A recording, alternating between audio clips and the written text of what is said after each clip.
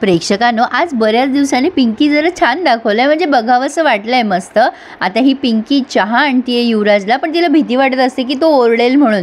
युवराज दार उघडतो आणि थोड्या वेळ जरा वेळ या दोघांची नजरेला नजर मिळते। आता युवराज म्हणतो, तुम्ही इथे? पिंकी म्हणते, चहा चहा आणला होता तुमच्यासाठी। युवराज म्हणतो, घरात काय बाकीचे माणसं नाही आहेत का? तुम्ही कशाला चहा घेऊन आलात माझ्यासाठी? तुम्हाला एकदा सांगितलेलं कळत नाहीये का? तुम्ही का करताय हे सगळं? आमच्या जवळ यायचा प्रयत्न करू नका, आम्हाला ही नाटकं कळतात। आज चहा आणलाय, उद्या खारी आणताल, मग परवा मस्का। पिंकी म्हणते, नाही हो, मस्का नाही आणलाय, मी चिठ्ठी आणली आहे, मिताली ताईने दिली आहे चिठ्ठी, तुम्हाला द्यायला सांगितली आहे त्यांनी मला चिठ्ठी, चहासोबत चहा तरी घ्या। आता युवराज म्हणतो, चिठ्ठी तुम्हाला सांगितलं तर तुम्ही आता अतिच करताय ना? नाही, आता हे मात्र डोक्यावरून चाललंय। तुमची चिठ्ठी तुमच्याकडेच ठेवा, आम्हाला नको आहे तुमची चिठ्ठी बिठ्ठी। पिंकी म्हणते, अहो त्यांनी मला द्यायला सांगितली होती, मी फक्त देतीये तुम्हाला। युवराज म्हणतो, तुम्हाला सांगितलेलं कळत नाही आहे का?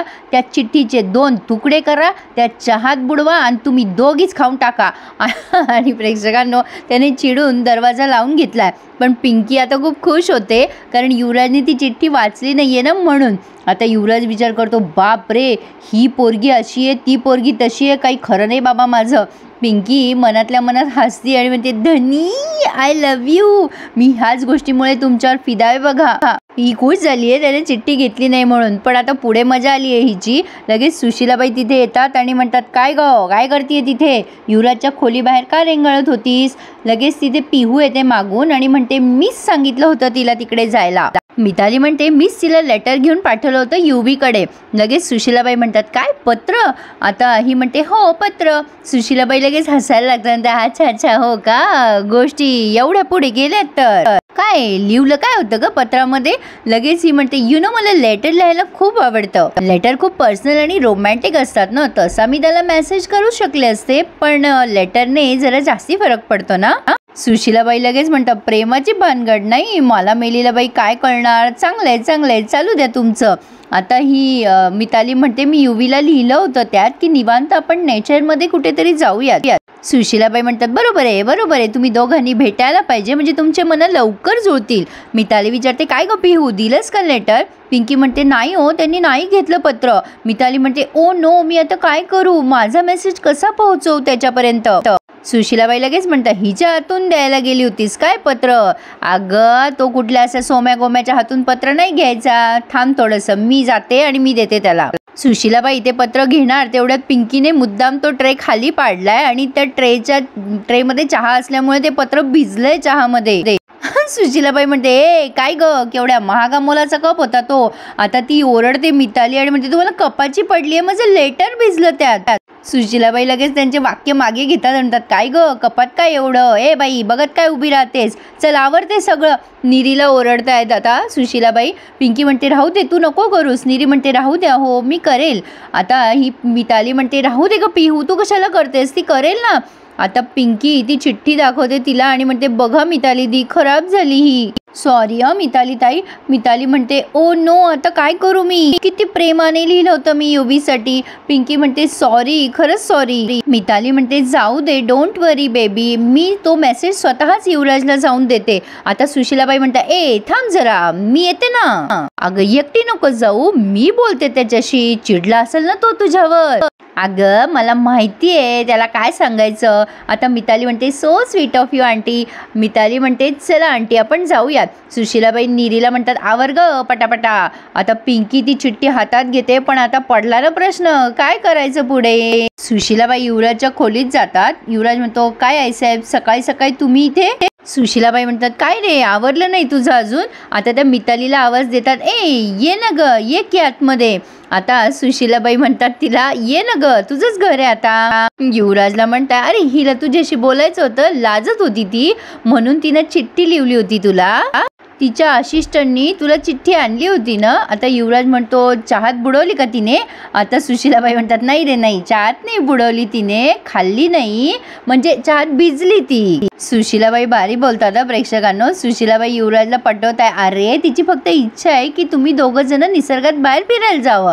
आता युवराज चिडतो आणि म्हणतो, काय निसर्गात, म्हणजे रानात का डोंगरात? आता मिताली म्हणते, हे युवी बघ ना, आपण बाहेर जर गेलो ना तर आपल्याला निवांत बोलता येईल ना, आपण दोघंच असू की, आपल्याला एकमेकांचे लाईक आणि डिसलाईक कळतील ना, राईट ना, चल ना, मला इकडचं इन्व्हॉल्वमेंट पण बघायचंय, म्हणजे वातावरण बघायचंय तिला.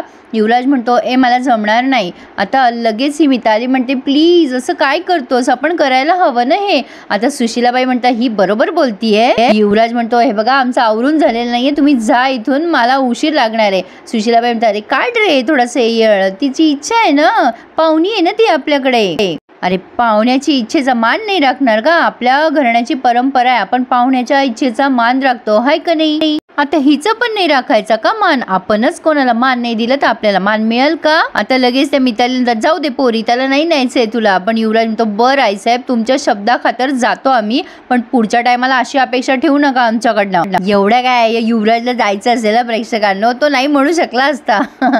असो, पण आता मिताली म्हणते, मला काही युवी जास्त इंटरेस्टेड आणि एक्सायटेड वाटला नाही, त्याला माझ्यासोबत काही यायचं नाहीये. म्हणजे युवराज गेलाय आवरायला तेव्हा बोलती ही सुशीलाबाईंशी. सुशीलाबाई म्हणतात, अगं असं नाही ग पोरी, ती घाटवाडीची पोरगी गेली ना तेव्हापासून एक कलकोंडा झालाय माझा लेक, त्याला पुन्हा माणसात आण ग बाई, तुझ्याच हातात आहे. मिताली म्हणते, यू आर राईट आंटी, त्याला एकदा माझ्यासोबत टाइम स्पेंड करू द्या, मग बघा तुम्ही. सुशीलाबाई म्हणतात, म्हणजे. मिताली म्हणते, त्याला एकट्यात माझ्यासोबत फिरू द्या, मग तो त्याच्या पहिल्या बायकोला विसरेल. आता सुशीलाबाई तिची पप्पी घेतात आणि म्हणतात, गुणाची ग बाय माझी. मिताली खूप एक्सायटेड असते. आता युवराज आणि मिताली निघालेत. धनंजय म्हणतो, वा वा वा, बरं झालं मिताली ताईंनी युवराजला मनवलंच बाहेर न्यायला. युवराज म्हणतो, आई साहेबांच्या शब्दाखातर चाललोय आम्ही. आता मिताली म्हणते, हे लेट्स गो युवी, मी आता युवराजचा मेकओव्हर कसा करते ते बघतच राहा, राईट ना युवी. पिंकी मनात विचार करते, ही आता डोक्यावरच बसायला लागली आहे, मी कधी धनींचं नाव घेतलं नाही आणि ही युवी युवी काय करते. आता ही मेकओव्हर जी म्हणते ना, तर सुशीलाबाई म्हणतात, अगं ती मेख जी असती ना ती आत्ता नसते ओवायची, ती लग्न कार्यात ओवायची असते. धनंजय म्हणतो, आईसाहेब लग्नात जी मेक होतात ती वेगळी, ती मेक ओव्हर, हे मेक ओव्हर. डॉल्बी म्हणतो, आईसाहेब त्याला काया पालट म्हणतात. मिताली म्हणते, हां तेच ते, काया पालट करणारे मी युवराजचा. पिंकी मनात विचार करते, माझे धनी जसे आहे तसेच खूप छान दिसतात, कशाला करायचा आहे तो मेकओव्हर. आता ही निघत असते तेव्हा युवराज म्हणतो, आम्हाला जायची इच्छा नाही आहे. सुशीलाबाई पुन्हा म्हणतात, असं काय करतो, अरे तिच्या इच्छेचा मान राख ना, पाहुणी येते आपली. अरे बाबा आपल्या खानदानाची पद्धत आहे, आपण असं पाहुण्यांचा मान राखायचा असतो. आता युवराज जवळ पर्याय नाहीये, तो म्हणतो, बरं तुमच्या इच्छेखातर आता टुरिस्ट गाईडही बनायला तयार आहे आम्ही. सुशीलाबाई म्हणतात, एक मिनिट थांबा, अगं तुझं खाण्यापिण्याचं सामान राहिलं बाई द्यायचं. सुशीलाबाई निरीला बास्केट आणायला सांगतात आणि म्हणतात, ते बरक्युलीचं भाजी आणि शेंगदाण्याचं बटर ते पण लावलंय बघ. धनंजय म्हणतो, हो मी सांगितलं होतं त्यांना. आता डॉल्बी म्हणतो, हो हो बरोबर आहे बरोबर आहे, आडगावातला कोपरा दाखव युवराज दादा तिला. डॉल्बी चिडवत असतो युवराजला. युवराज त्याच्यावरती चिडतो, पण आता सुशीलाबाईला काय, चला चला जा जा, दाखवणारच आहे तो, समजा दाखवणार आहे तिला आडगावचं. माझा युवराज आहेच तसा, माझ्या युवराजला माणसांची लई कदर आहे. युवराज तिला फक्त सांभाळून ने, अख्ख्या आडगावात आमच्या युवराज सारखा कोणीच सापडणार नाही महिलांची काळजी घेणारा. चढवावं ते किती चढवावं प्रेक्षकांनो, हरभऱ्याच्या झाडावर. आता छबी येऊन म्हणत असते, कोण चाललंय बाहेर, मला पण बाहेर जायचंय. सुशीलाबाई तिला टाळत असतात, अगं इथंच चालले छबे, ते आत्ता येतील. पण पिंकी तिला भडकवते मुद्दाम, अहो छबीताई ते दोघंच चालले, तुम्हाला नाही नेणार ते फिरायला. आणि छबी अचानक खूप व्हायलंट होऊन जाते, का मला का नेणार नाही, तुम्ही असेच करता, मला बाहेर नेत नाही, माझ्या बाळाला पण नेत नाही. धनंजय तिला आत घेऊन जात असतो तेव्हा ती धनंजयला पण लोटून देते आणि खूप पॅनिक होते आणि तिला अटॅक येतो, ती चक्कर येऊन बेशुद्ध पडते.